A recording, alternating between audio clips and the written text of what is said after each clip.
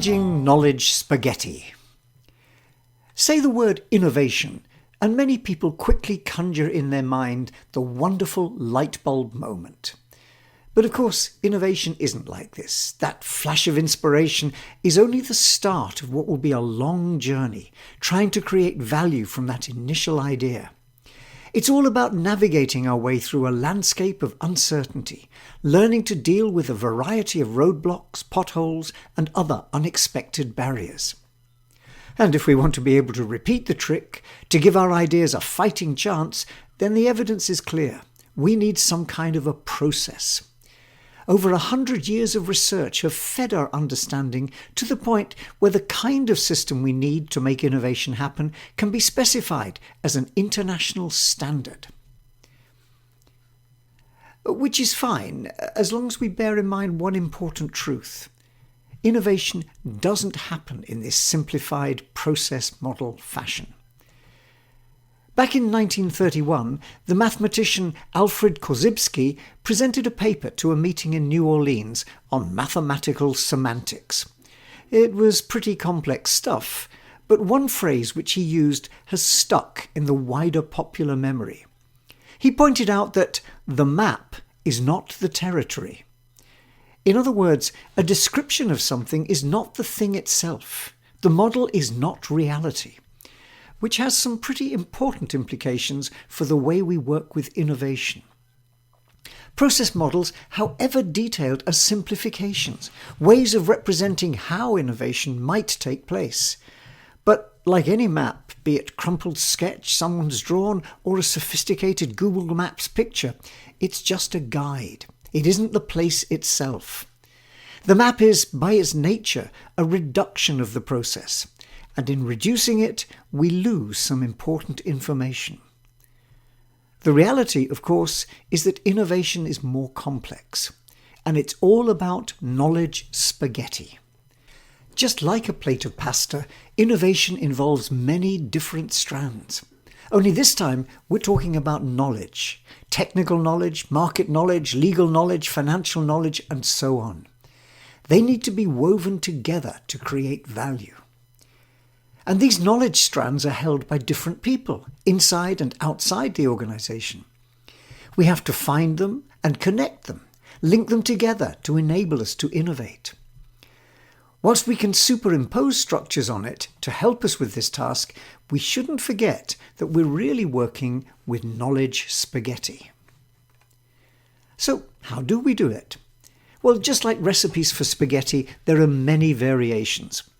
One approach is to employ specialists and create cross-functional teams which bring together the relevant strands and align them towards a focused target. That's proved to be a good model for developing new products and services, especially if we can find ways to bring in all the relevant players, including users.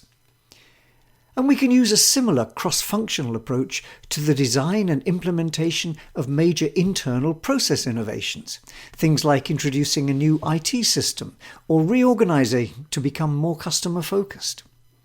And a third approach involves carefully constructed strategic collaborations, bringing knowledge partners together with complementary strands of knowledge spaghetti. One very powerful model is based on the idea that everyone in the organization has something to contribute to the innovation story. High involvement innovation. Here we're working on the belief that even small strands of knowledge can be important, and if we could bring them into the story, we'd make significant progress. Which history tells us we can. In countless embodiments, the principle of high involvement innovation has been shown to pay dividends. Ask people for what they know that might help solve problems around quality, cost, delivery, and so on, and there's no shortage of good ideas in response. The challenge has, historically, been one of working with such high volumes of knowledge and keeping the flywheel going by responding to employee suggestions and giving feedback on progress towards their implementation. Suggestion boxes and schemes work, but until recently had their limitations. Two recent trends have changed all that. The first, born on the waves of total quality thinking and then the whole lean movement, has shown us that in any context, people are very effective innovators, well able to improve on what they're doing on a continuing basis. And the second has been the emergence of collaboration platforms on which they can deploy their innovation skills. Today's collaborative innovation platform resembles its suggestion box predecessor in outline only. It's still a way of collecting ideas from employees. But it does so in an interactive space in which challenges can be posed, ideas suggested, comments added, and shaping and welding together of multiple knowledge sets and experience can be enabled. And in doing so, such platforms open up the very real possibilities of high-involvement innovation, getting everyone to contribute to the innovation story. But it's not just the raw return on investment which collaboration platforms offer, though these benefits are impressive. Their real value lies in the way they enable emergent properties. The innovation whole becomes much greater than the sum of its parts. These platforms give us a new and powerful way of working with knowledge spaghetti. Not only can we handle the sheer scale of the knowledge challenge and focus it towards key objectives, but we can do so in ways which yield surprising additional benefits. They effectively turbocharge our innovation system. In particular, they contribute in a number of ways. They extend our reach. One of the obvious ways in which platforms can help is that they create a network which even remote users can connect to. We can spread the innovation net far and wide, can reach the parts other innovation approaches don't. For example, recruiting ideas from people on ships at sea or working on an offshore oil platform would have been impossible until recently. Now they can join the innovation conversation as simply as placing a phone call. Working under extreme conditions, like in a humanitarian disaster area, can now also be a space for crowdsourcing new and urgent solutions to problems. We've seen this in Ukraine, where the problems of getting urgent supplies in and vulnerable people out of a war zone are being addressed by many people sharing ideas across makeshift collaboration platforms based on mobile phone networks. We're now able to involve people in innovation anywhere on the planet and on a 24/7 timescale. High-involvement innovations always work well in teams. That's been at the heart of the success of lean approaches.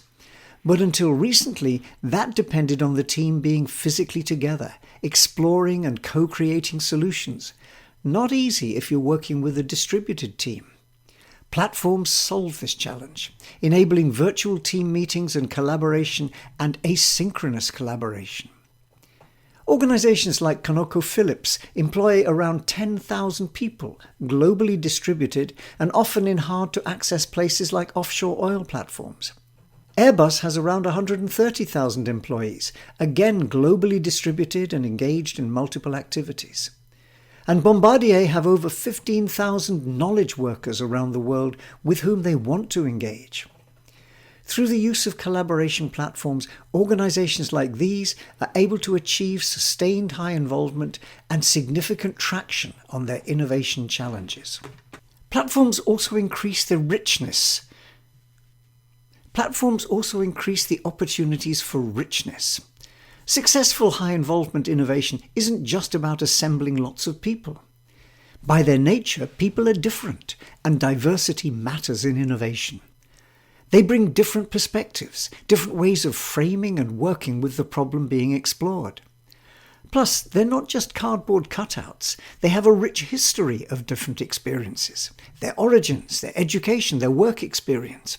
All of this represents potentially useful strands of knowledge spaghetti, and platforms can help us draw on this. Subsea 7 is a major player in the world of offshore services for the oil and other industries, and it's used a platform approach to great effect. In one example, a long-running concern with turnaround times for fitting out ships was solved when someone on the platform identified a solution which he'd originally seen in action at a previous employer. The resulting savings ran into millions of dollars. People also bring with them networks of connections.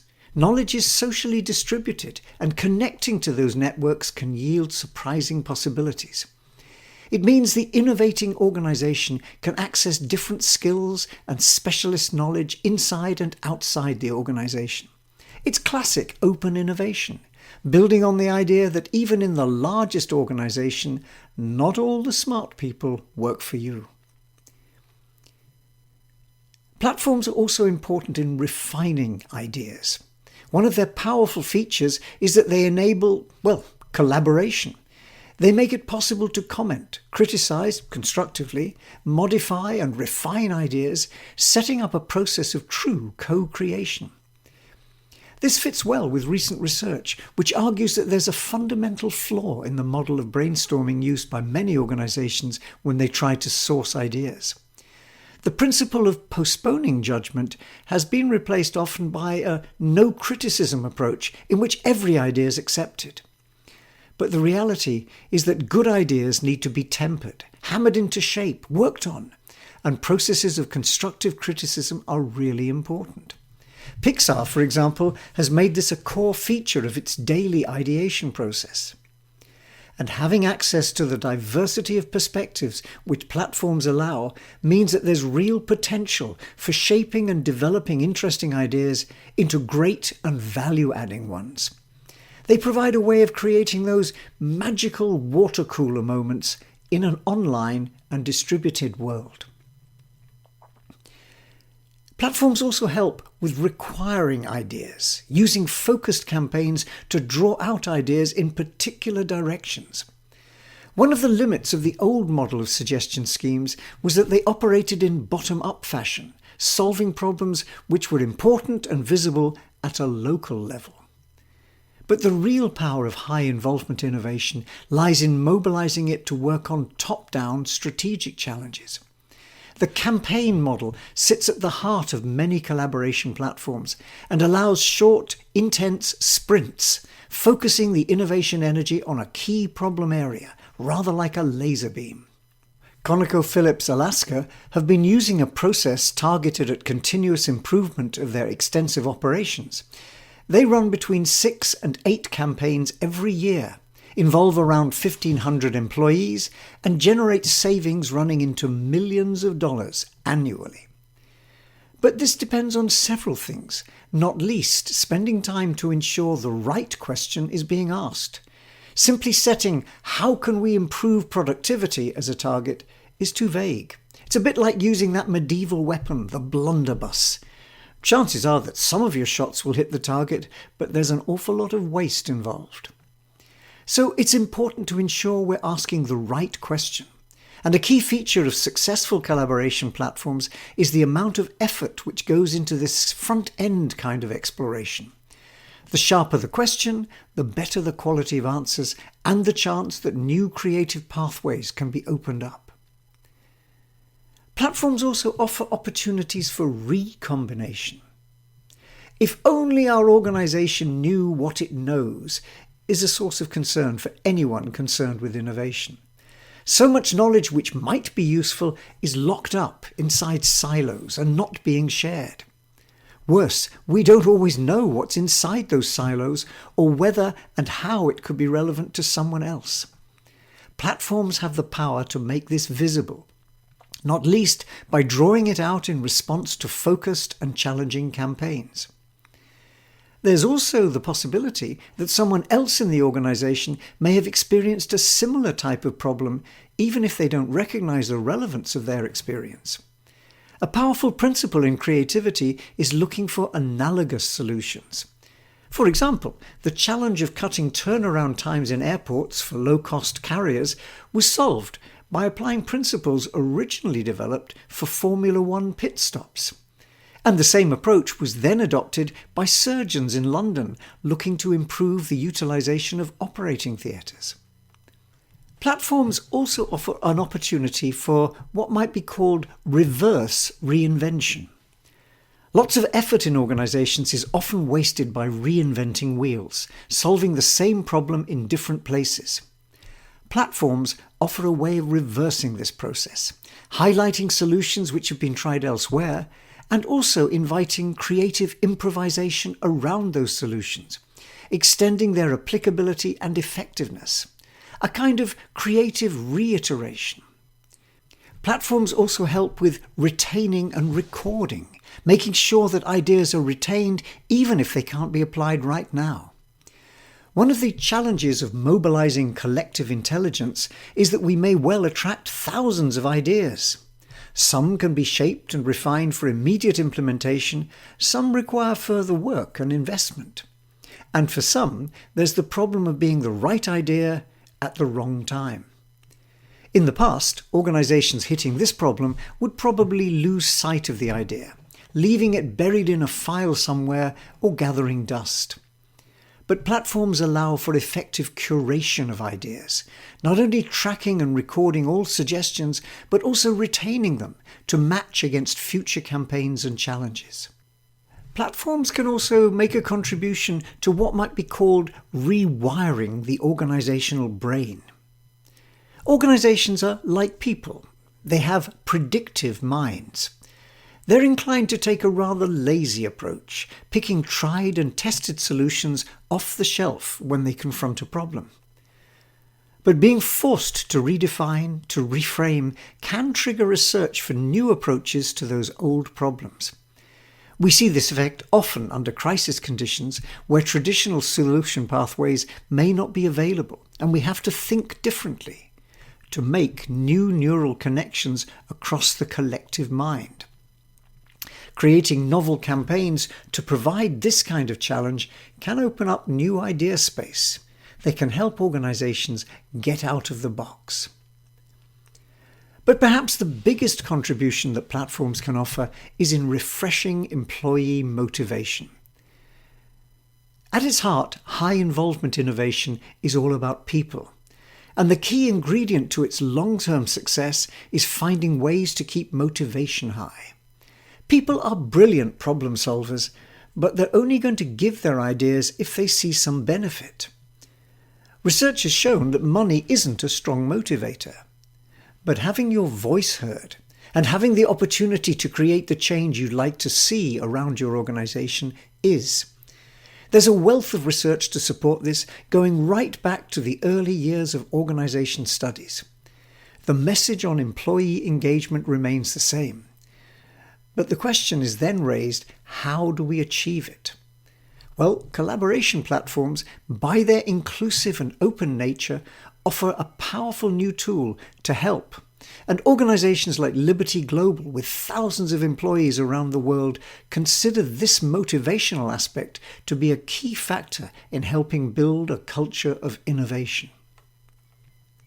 So, whether it's an upgrade to continuous improvement activity, harvesting employee suggestions for doing what we do but better, or pushing frontiers to create novel products and services, there's real scope for using this turbocharged approach which platforms offer to the challenge of managing knowledge spaghetti. But powerful though they are, platforms are still at heart software. It's not a case of plug and play. Getting the best out of these systems requires hands-on management, something we'll look at in a future episode.